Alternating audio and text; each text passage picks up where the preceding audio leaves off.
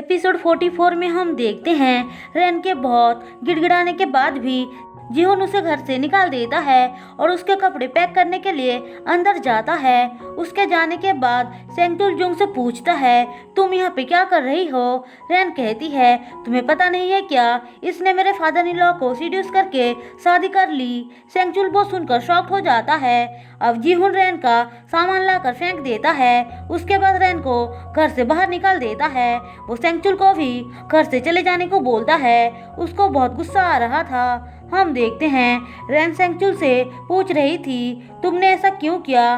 तुम्हारे वजह से मेरा डिवोर्स भी हो सकता है। सेंगचुल कहता है, तुमने मेरा डिवोर्स करवाया था, भूल गई क्या? मैं भी तुमसे सब कुछ छीन लूंगा और कंपनी में सारे लोगों को तुम्हारे पास्ट के बारे में बता दूंगा। वो उसे धमकी देकर चला जाता है।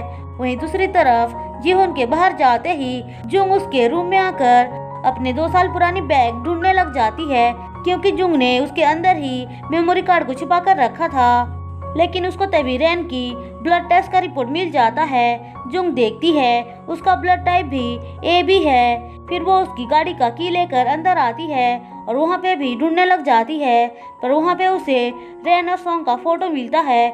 लेकिन उसको कुछ भी डाउट नहीं होता है। उसे लगता है कि रेन सॉन्ग से बहुत प्यार करती थी, इसलिए उसका फोटो रखा है। थोड़ी देर बाद वो अंदर आती है तो हान उसे देखकर लड़ने लग जाता है। जुंग कहती है, हम दोनों के बीच जो कुछ भी था वो अब खत्म हो चुका है। हान नाराज होकर चला जाता है।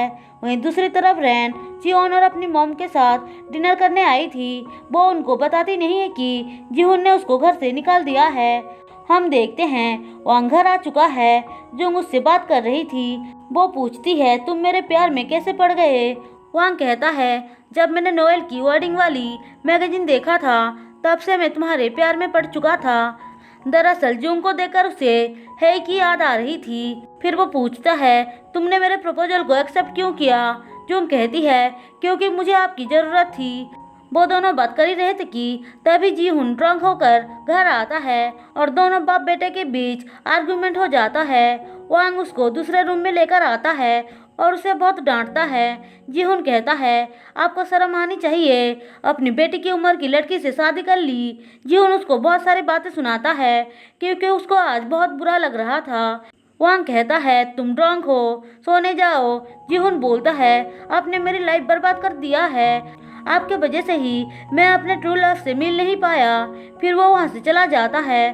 थोड़ी देर बाद हम देखते हैं रेन चुपके से अंदर आ रही थी। जुंग उसको देख लेती है और कहती है, मुझे नींद नहीं आ रही है, जाओ बेसमेंट से मेरे लिए एक वाइन का बोतल लेकर आओ।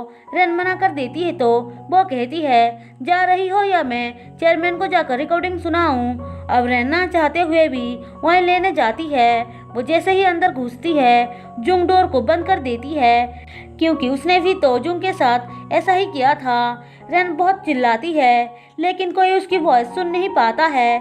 जुंग ने उसका फ़ोन और जैकेट भी अपने पास रख लिया था। रेन अंदर ठंड से कांप रही थी। वो सोचती है, मेरे पास तो हक करने के लिए कोई है भी नहीं। ऐसा बोलकर वो बहुत रोती है। अब उसे पता चल रहा है कि जुंग को कैसा फील हो रहा था। और इसी के साथ एपिसोड 44 खत्म होता है। दोस्तों, अगर आपको मेरी एक्सप्लेनेशन पसंद आई हो तो चैनल को सब्सक्राइब और वीडियो को लाइक जरूर कर देना।